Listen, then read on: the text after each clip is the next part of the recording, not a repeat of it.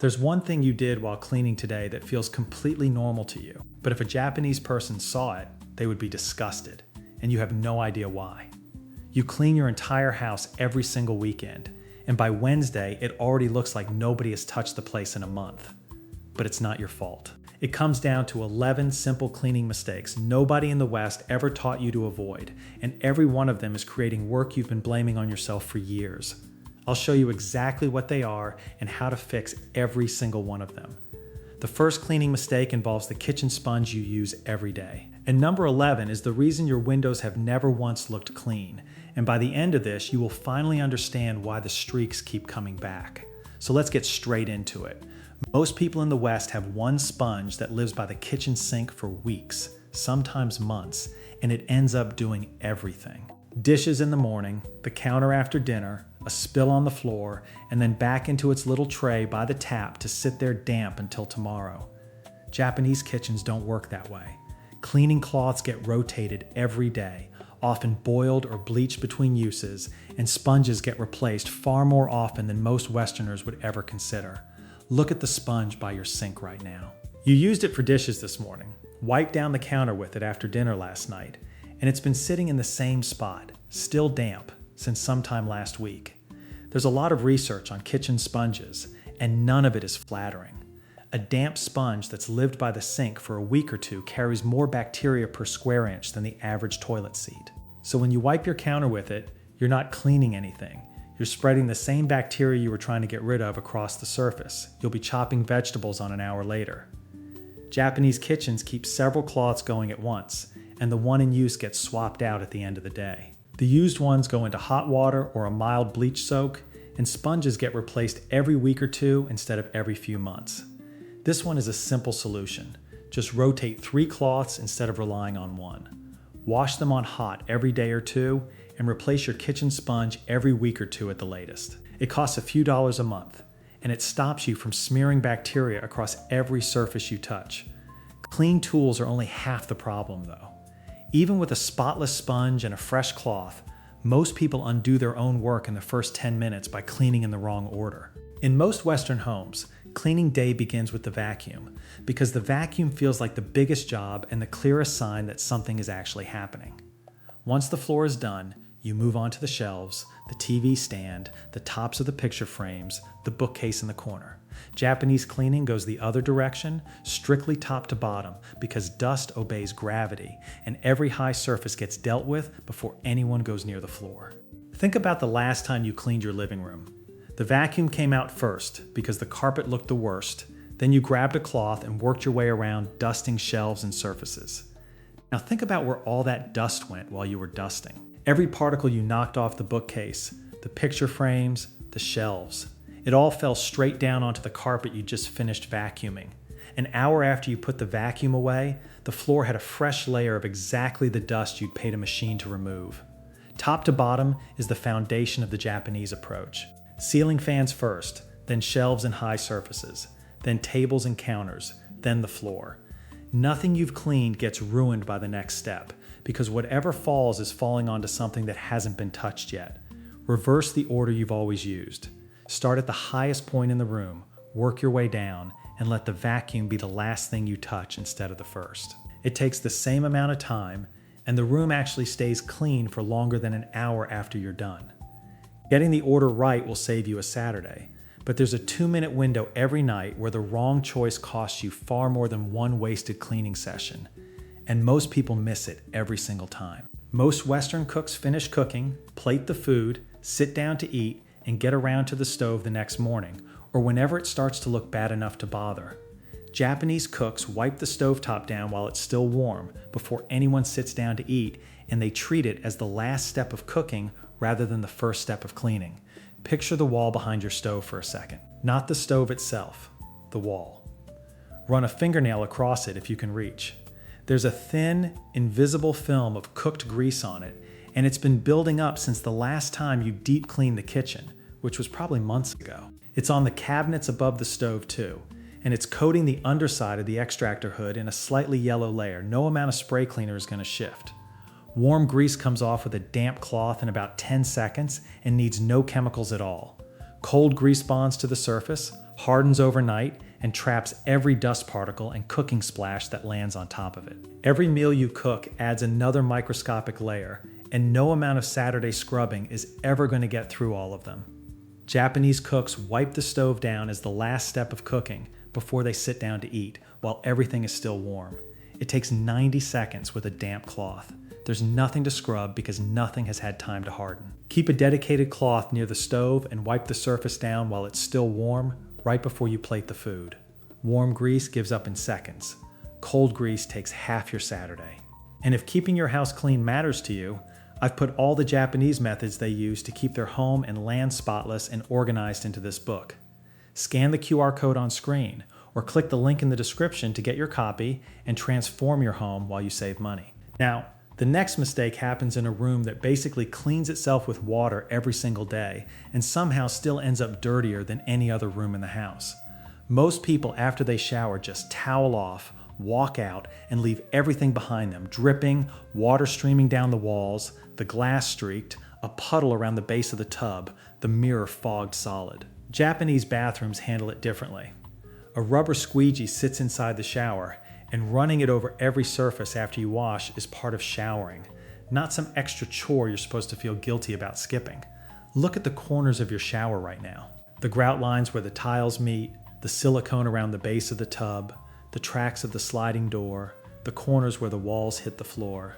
There's a shadow of black or pink or dark green in there that wasn't there when the bathroom was new. You've been looking at it for months, and at some point you stop seeing it.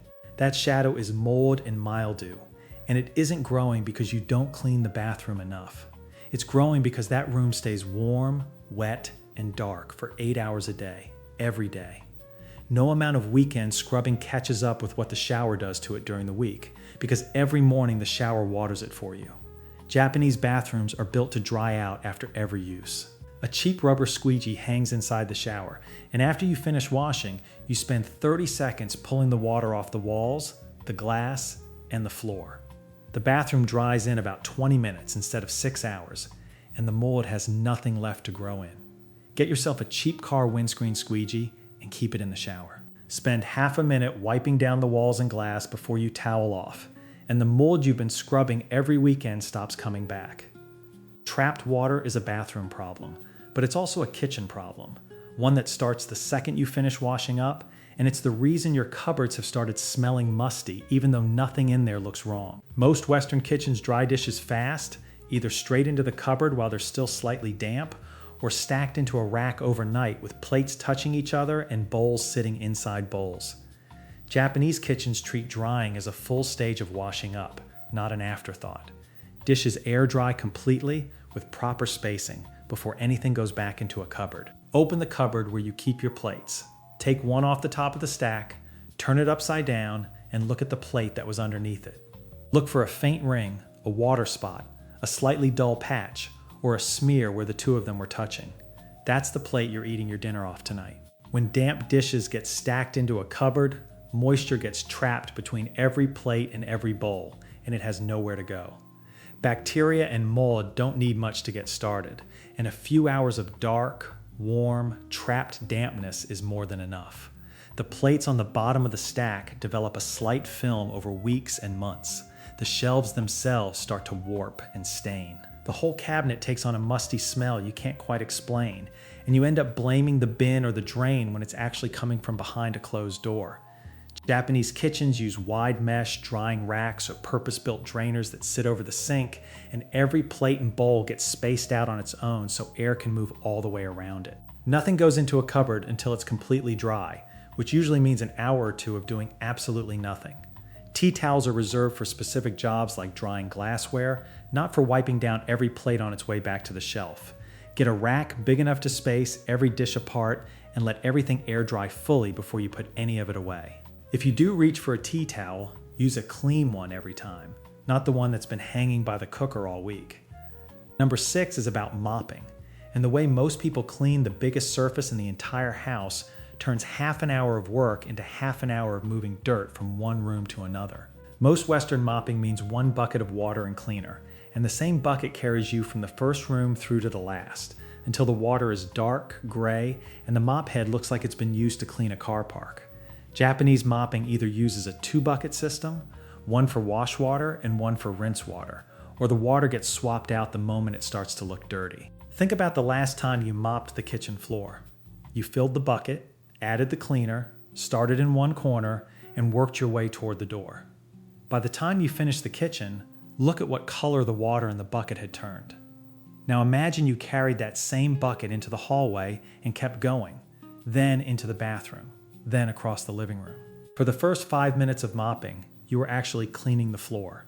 After that, you were spreading a diluted gray solution of dirt, grease, dust, and whatever the dog tracked in across every remaining surface. You spent 30 minutes of your Saturday taking the mess from one room and distributing it evenly across the rest of the house.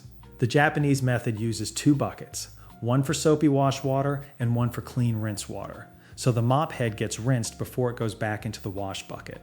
Some households skip the buckets altogether and use disposable damp cloths that get thrown out after each room, so nothing dirty ever touches a clean floor. 2 buckets, or a fresh bucket of water for every room. It costs you an extra 2 minutes, and the alternative is that half an hour of mopping barely counts as cleaning.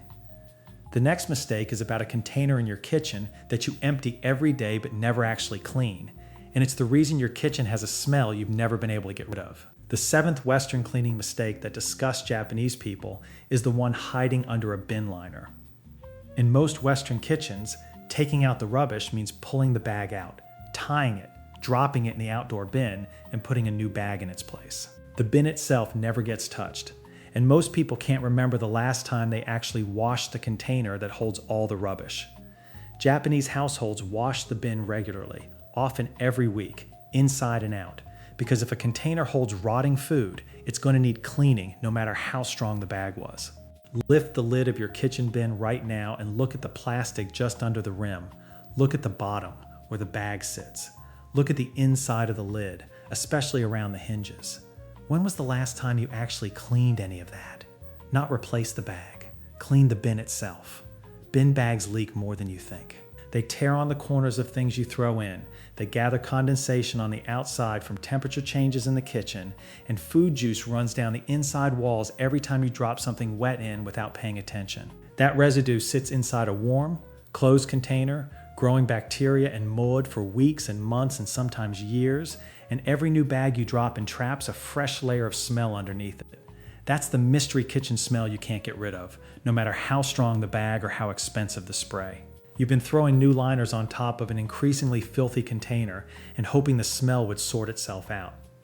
Japanese households take the bin outside every week or two, spray it down, scrub it inside and out with washing up liquid, rinse it, and let it dry in the sun before putting a new bag in. The bin is treated as an object that needs regular cleaning, not a piece of furniture that just sits in the corner. Once a week, take the bin outside or into the garden. Rinse it, scrub it with washing up liquid, dry it properly, and then put a new bag in. It takes about 10 minutes, and the kitchen smell you've been fighting with sprays for months disappears the first time you do it. That's one container in your house. The next mistake is about the container that holds every tool you use to clean the rest of it. Most Western homes keep the mop, the broom, and the toilet brush together in a corner cupboard or a utility room, standing upright on the floor and usually still damp from the last time they got used. Japanese homes hang cleaning tools on wall hooks or racks so both ends stay off the floor and the whole tool dries out completely between uses. Open the cupboard where you keep your mop. Pull the head out and look at the fibers. See if they're matted together or a little slimy in the middle. Now pick up your toilet brush and look at the base of the holder. There's usually a shallow pool of liquid down there, and it's been sitting there for weeks. What color is it? A wet mop head resting on the floor of a dark cupboard is one of the most contaminated objects in your whole house. It's dirty water from the last mopping session, sitting in absorbent fibers in the dark for days at a time. The toilet brush is worse because it's sitting in a shallow puddle of toilet water and cleaner residue that never dries out. Every time you pick either of those tools up, you're spreading 2 weeks of accumulated bacteria across your floors and your toilet and calling it cleaning.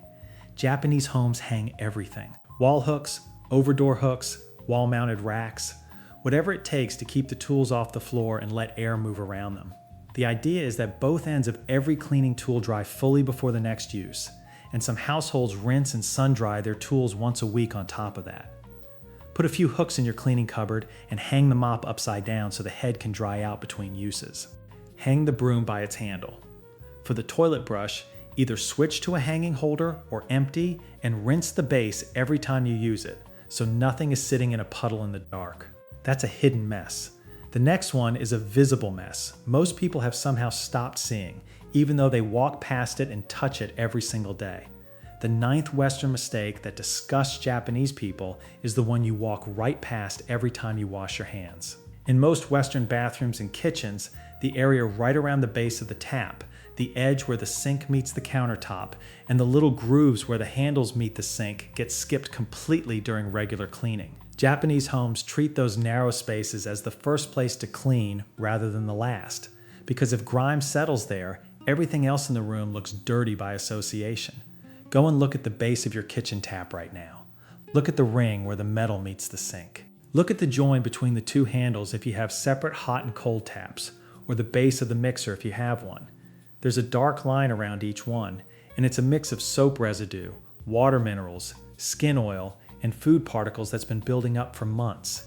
You've been looking at it every single day and mentally editing it out of the picture. Those narrow gaps and joins catch every splash from the sink, every drip from your hands, and every food particle you rinse off a plate. The residue collects, dries, and then more collects on top of it. What builds up is a slow-growing crust of bacteria-friendly gunk in the exact spot you touch every time you turn the water on and every time you turn it off. Every clean plate you rinse gets a fresh splash back off that dark ring, and you've been depositing it right back onto the dishes you thought you just cleaned. Japanese homes keep a small brush, often just an old toothbrush, specifically for those narrow spaces, and it comes out once a week. The area around the tap is its own cleaning zone, separate from the sink itself. Keep an old toothbrush in your cleaning kit. Once a week, scrub around the base of the tap, in the joins of the handles, and along the edges where the sink meets the countertop. It takes 2 minutes, and the whole kitchen or bathroom immediately looks cleaner because your eye stops catching that dark line every time you walk in. That's a mess you can see if you look. The next habit is about a mess you literally can't see, and it's on the exact object you press your face into for 8 hours every night. The 10th Western habit that disgusts Japanese people might be the one you've genuinely never considered once. Most Western households wash pillowcases regularly, but the pillow itself, the actual thing you sleep on, has never seen the inside of a washing machine. Some people have used the same pillow for 5, 10, even 15 years without ever cleaning it, and it's never once occurred to them that this was a problem. Japanese households air pillows and bedding in direct sunlight regularly, and they get washed or replaced far more often than in the West. Take the case off your pillow right now and look at the pillow itself. There's a good chance it isn't white anymore. There's usually a yellowish stain in the middle where your head goes, and it spreads out toward the edges. Now weigh the pillow in your hand for a second, because used pillows can double in weight over years of use, and that extra weight isn't feathers or foam. It's sweat, skin oil, dead skin cells, saliva from drooling, and the dust mites that feed on all of it. The pillowcase is a thin filter, and it does almost nothing to stop what your head produces overnight from soaking straight through into the pillow underneath. Sweat, oil, saliva, and skin flakes build up for years, and the pillow itself is a dark, warm, absorbent environment that never dries out and never gets cleaned. Dust mites feed on the skin cells, and their droppings are one of the leading causes of household allergy problems, which is why so many people wake up with a stuffy nose that clears up an hour after they get out of bed. That yellow stain in the middle of your pillow isn't cosmetic, and it isn't just discoloration. It's a decade of biological material you've been pressing your face into every single night. Japanese homes air pillows and bedding in direct sunlight whenever the weather allows, and on sunny days, it's a common sight to see futons and pillows hanging over balcony railings across the country. Sunlight kills dust, mites, and dries out the moisture no washing machine ever gets to. Pillows get washed every few months when the material allows, and they get replaced every year or two rather than every decade. Air your pillow in direct sunlight for a few hours whenever you get a bright day. Wash it every 3 months if the label says you can, and most modern pillows can be washed. Replace it every year or two, and if the one you have now is older than 5 years and has never been cleaned, replace it this week. That's 10 of them, and every single one has been about a mess you were creating or ignoring. The last habit is different because it isn't about a mess at all. It's about a moment. And it's the reason your windows have never once looked properly clean in your entire life. The final Western habit that disgusts Japanese people is the one that turns cleaning into a fight you can't win. Most Western households pick a bright, sunny day to clean the windows because it feels like the sensible choice. The light shows every streak. You can see exactly what you're wiping, and doing a visible job on a nice day feels productive. Japanese window cleaning happens on cloudy or overcast days, or in the early morning before the sun has come round to hit the glass. Think about the last time you cleaned a window. You picked a sunny afternoon because it felt right. You sprayed the cleaner on, started wiping across the glass, and halfway across the pane, you noticed the cleaner had already started drying into streaks before your cloth even reached it. You went back over the streaks with more cleaner, rubbed harder in the corners, switched cloths, and by the end you had a window that somehow looked worse than when you started, and you told yourself the streaks would fade once it dried properly. This isn't a dirt problem, and it's never been a dirt problem. It's a physics problem. Direct sunlight heats the glass, and the heat evaporates the cleaner off the surface faster than you can wipe it away. The chemicals in the cleaner dry in place on the warm glass, leaving mineral streaks and residue that no amount of extra scrubbing is going to lift off. You've been fighting evaporation for years, and every time you sprayed more product to try to fix the streaks, you left more residue behind for next time. This is the single most common cleaning mistake people repeat their entire lives without ever working out why the same job keeps going wrong. Japanese homes clean windows on cloudy days, or in the early morning, or in the evening after the sun has moved off the glass. The glass is cool. The cleaner has time to actually dissolve the dirt before it evaporates, and the tool of choice is usually a rubber squeegee rather than a cloth. Never clean windows in direct sunlight. Pick a cool, overcast morning, use the same kind of squeegee you now have in your shower, and pull the water down the glass in one direction, wiping the blade after each stroke. The windows come out streak-free the first time. No fighting, no going back over the same patch, no telling yourself it'll look better once it dries. That's all 11. If you want to know which one to start with tonight, ask yourself 3 questions about the way you clean. Is the tool you're cleaning with dirtier than the thing you're cleaning? Are you undoing your own work with the next step in your routine? And when was the last time you actually cleaned the thing that holds the mess, rather than just emptying it? The sponge, the mop water, and the bin all fail at least one of those questions on the spot, and that's why they're the ones worth starting with tonight. One more thing before I leave you. None of these cleaning mistakes feel wrong while you're doing them, and that's the whole reason they've lasted as long as they have. The sponge stayed by the sink because that's where you use it. The mop bucket got dragged from room to room because that's the room you were mopping next. The pillow stayed in its case because the case was clean. Western cleaning was built for effort. You spend a Saturday and you get a clean house. Japanese cleaning was built the other way around, so the house stays clean first and the Saturday just happens to come with it. All right, that's it from me. Thanks a lot for watching, and let me know your thoughts in the comments below. Which one of these caught you off guard? Which one were you already doing, right? Let me know, and I'll see you in the next one.